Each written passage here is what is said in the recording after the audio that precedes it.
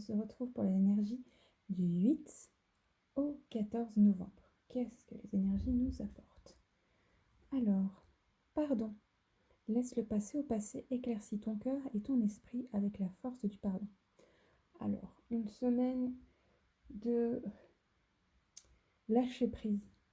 On va nous demander de lâcher prise sur des événements qui nous ont fait du mal, sur des personnes. Ça va être une semaine très émotionnelle au niveau relationnel. C'est amoureuse, amitié, famille.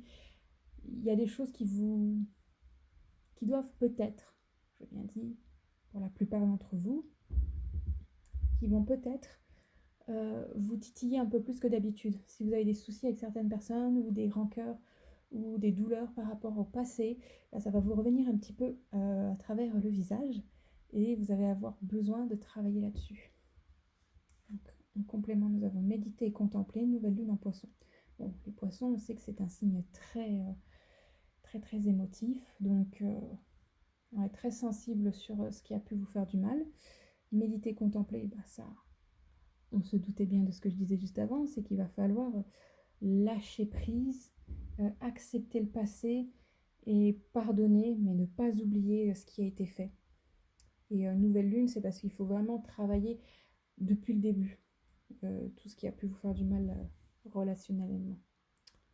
Que devez-vous lâcher? Donc oui, on est encore lune décroissante, donc on est encore sur le fait de réfléchir, de voir en soi ce qui nous a fait du mal, de travailler sur soi. Et ensuite, la prospérité vous attend, nouvelle lune en taureau. Donc, en faisant ce travail-là, vous allez aller sur du meilleur et en lâchant justement ces chaînes avec tout le mal qu'elles vous apportent, ça va vous libérer et ça ira très bien après. Quand on sent mieux dans sa tête, on peut aller que mieux après pour le reste.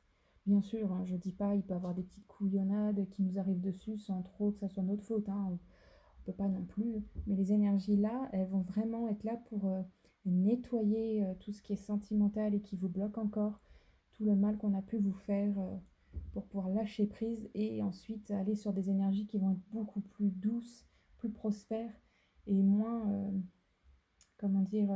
qui vous bloquent, quoi. Donc c'est une semaine douce. C'est plutôt doux. C'est doux, mais en même temps, c'est très émotif.